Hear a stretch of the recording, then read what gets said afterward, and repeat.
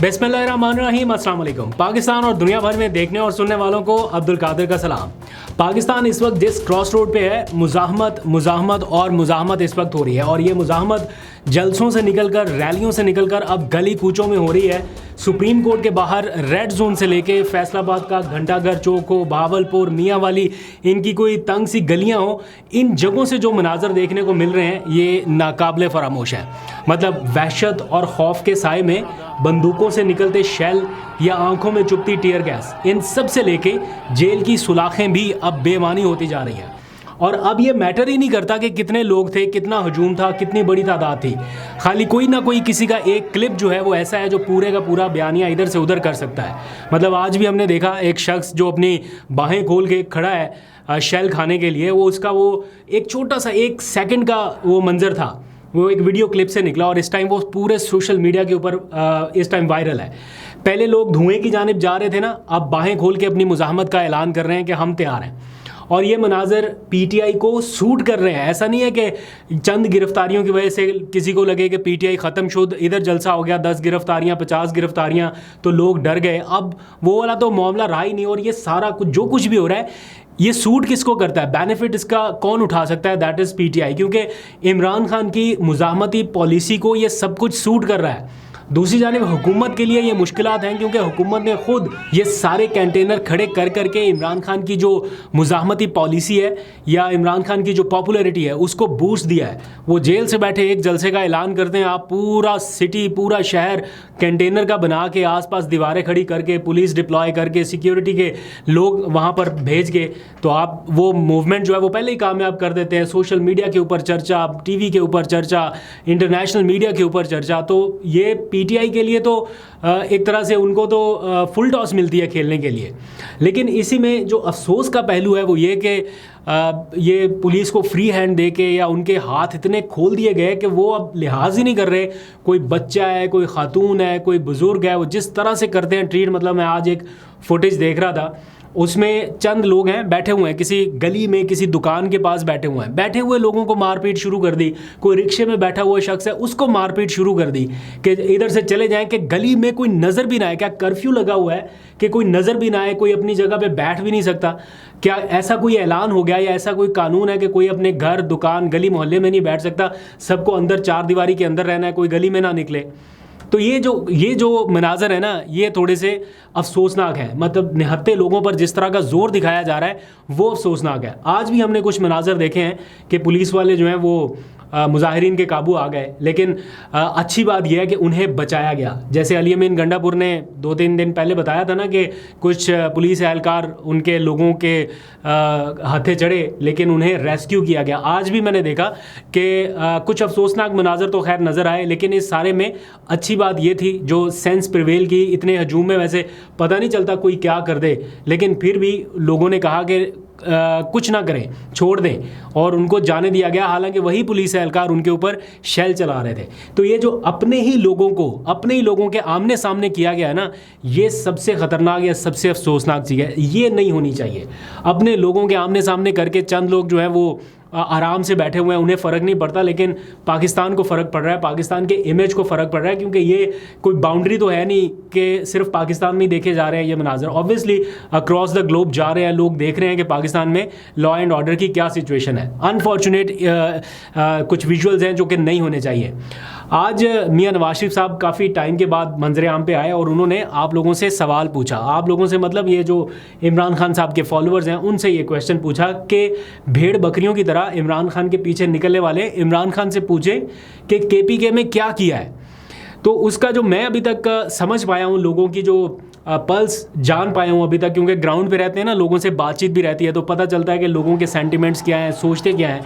तो लोगों के लिए अब तरक्याती मंसूबे मैटर ही नहीं करते, मतलब उनको मतलब ही नहीं है।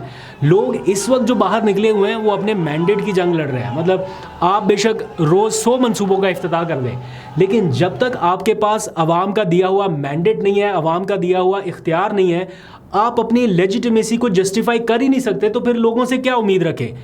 इसीलिए लोग जब ये सोचते हैं कि यार हमने वोट किसी और को दिया और हम पे हुक्मरानी कोई और कर रहा है, हक की हुक्मरानी कोई और दिखा रहा है, ताकत कोई और दिखा रहा है, असल तो हम किसी और के पास जा रहे थे। उसकी रिसेंट एग्जाम्पल जो है वो 8 फरवरी के इलेक्शन में देखने को मिली कि ना कोई गलियां पक्की कराने का वादा था, ना कोई तरक्याती फंड देने का वादा था, ना किसी किस्म का कोई नौकरियां देने का वादा था, ना कोई सुहाने ख्वाब थे, ना कोई सरसब्ज बाग दिखाए गए। लोगों ने वोट दिया सिर्फ इसलिए कि वो इमरान खान को जेल से बाहर निकाल सके। अभी भी ये जो लोग सड़कों पे आ रहे हैं, इनका दो ही मुतालबा है, एक इमरान खान को जेल से बाहर निकालना, दूसरा अपने मैंडेट को वापस लेना। तो जब तक आप मैंडेट वापस नहीं करेंगे, मुझे लगता है ये रेजिस्टेंस, ये मुजाहमत इसी तरह जारी रहेगी। आज के एहतजाज में कितनी गिरफ्तारियां हुई, लोग जेलों में गए। अब किसी को आप कैदी वैन में डाल रहे हैं, वो वहाँ से विक्ट्री का निशान बना रहा है। किसी को जेल के पीछे डाल रहे हैं, जेल की दीवारों के सुलाखों के पीछे डाल रहे हैं, वहाँ से विजुअल्स आ रहे हैं, लोग इत्मीनान से हैं कि जनाब हम, वो उन्हें लगता है कि हम कोई ऐसा कारनामा सर अंजाम दे रहे हैं कि कम से कम हमें अफसोस नहीं होगा। तो गिरफ्तारियों से वो लोग तो परेशान नहीं है, लेकिन जहाँ पर परेशानी है वो भी मैं बता देता हूँ। मियाँ वाली से रुकने असम्बली उमैर न्याजी गिरफ्तार हो गया आज। ये मैं समझता हूँ कि थोड़ा सा बहादुरी और अक्लमंदी में थोड़ा सा डिफरेंस रहता है। मैं अक्लमंदी का लफ्ज़ इसलिए इस्तेमाल कर रहा हूँ, बेवकूफ़ी नहीं कह रहा, क्योंकि इंटेंशन लोगों की थोड़ी अलग लेवल की है कि उन्होंने बहादुरी दिखाई कि मैं जनाब अपने लोगों को लीड करूँ, जाऊँ।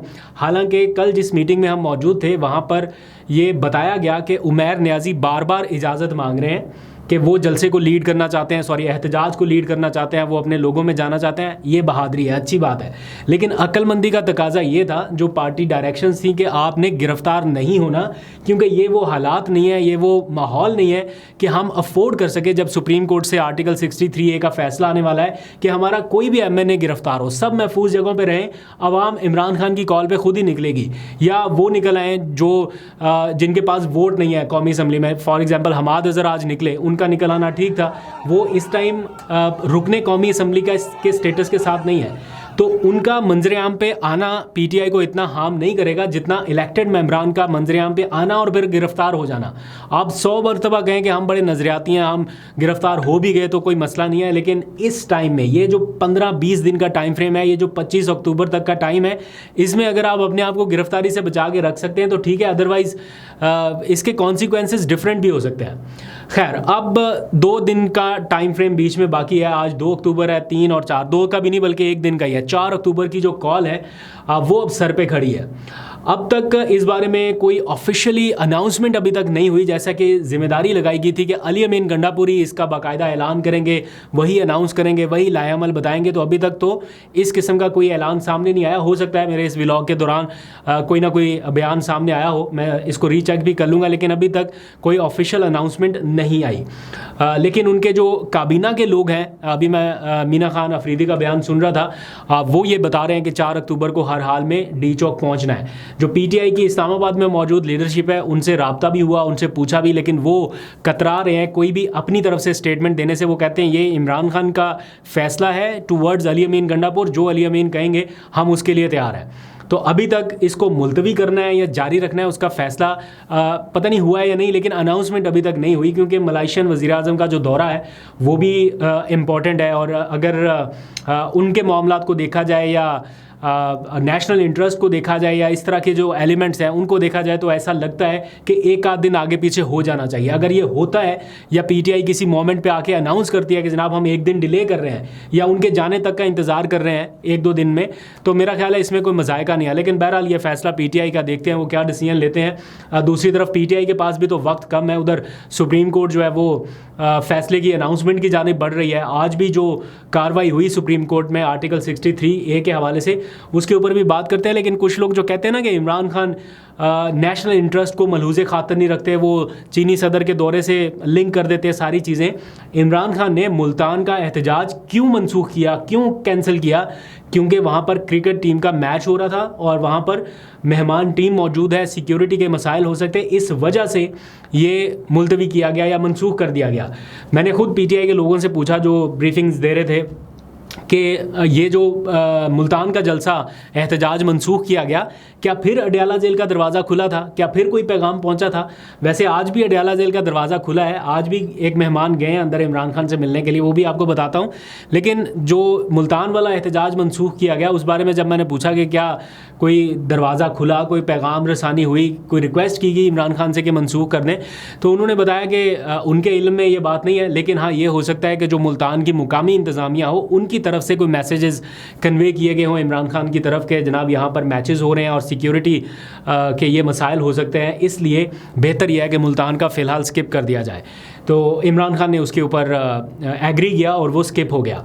अब आ जाइए ज़रा आज की जो अडयाला जेल में मुलाकात हुई है और सुप्रीम कोर्ट का अहवाल। बैरिस्टर अली ज़फ़र गए हैं इमरान खान से मुलाकात करने अडयाला जेल में और उन्होंने सुप्रीम कोर्ट में जारी केस से मुतालिक गाइडलाइंस लिए हैं। कुछ 30 मिनट तक उनकी मुलाकात हुई। इमरान खान ने उन्हें तफसीली बता दिया है कि आगे क्या करना है। अब कल पता चलेगा, जब वो अपने दलाइल देंगे सुप्रीम कोर्ट में तो पता चल जाएगा। और by the way Imran Khan ने बैरिस्टर गौहर से मुतालिक चलने वाली जो खबरें हैं उनको भी मुस्तरद कर दिया है, उनको फेक न्यूज़ करार दिया है। मैंने परसों के व्लॉग में भी आपको बताया था, कल के व्लॉग में भी बताया था कि बहुत सारी फेक न्यूज़ चल रही हैं और जब हमारे पास वो आती है ना, उनका बनाने का जो अंदाज़ है या चलाने का जो अंदाज़ या स्प्रेड करने का जो तरीकाकार होता है, उससे हमें पता चल जाता है कि इस खबर में कितनी ऑथेंटिसिटी है।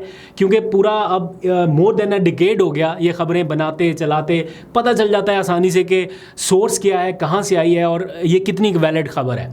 इसलिए मैंने आपको बताया था कि इंतज़ार करें अनटिल अनलेस इमरान खान साहब खुद इसके बारे में नहीं बताते। तो आज उन्होंने कहा कि बैरिस्टर गौहर से मंसूब जो बयान बताया जा रहा है वो बिल्कुल ऐसा नहीं है, और बल्कि उन्होंने तो शाबाश दी है। और कल बैरिस्टर गौहर से भी मेरी मुलाकात हुई तो वो बड़े खुश लग रहे थे, बड़े मुतमिन लग रहे थे और उनको 100% यकीन था कि इमरान खान ने ऐसा कोई स्टेटमेंट नहीं दिया। एनीवेज, सुप्रीम कोर्ट की आज की कार्रवाई की तरफ आ जाइए। 63A की तशरीह से मुतालिक आज केस की समाअत हुई है और समाअत के दौरान ही बैरिस्टर अली ज़फ़र ने बेंच पर एतराज़ किया कि जनाब ये बेंच की कंपोजिशन ठीक नहीं है, जिस कमेटी के थ्रू ये बेंच बनाया गया उस कमेटी की लेजिटिमेसी ठीक नहीं है। तो बहुत सारे एतराज़ात हैं। तो ये एतराज़ उनका मुस्तरद कर दिया गया चीफ जस्टिस की जानिब से। और आज काफ़ी गर्मा गर्मी भी रही समाअत के दौरान, जब एक PTI के वकील या वर्कर कह लीजिए मुस्तफ़ैन काज़मी, अक्सर मैंने उनको देखा है वो PTI के जो लॉयर्स के एहतजाज रहते हैं उनमें शिरकत करते हैं और हर जगह पे पहुंचे हुए होते हैं। काफ़ी मुतहर्रिक कारकुन है, या उनके पास कोई ओहदा तो नहीं है PTI का एज सच, लेकिन मैंने उनको PTI की एक्टिविटीज़ में पार्टिसिपेट करते हुए कई दफ़ा देखा है। साबिक ब्यूरोक्रेट भी हैं। तो वो अचानक रोस्टम पर आए और उन्होंने कहा कि ये जो 5 रुकनी लार्जर बेंच है ये गैर आइनी है और हमारे 500 वकला बाहर एहतजाज कर रहे हैं और हम देखते हैं कि आप कैसे हमारे खिलाफ फैसला देते हैं।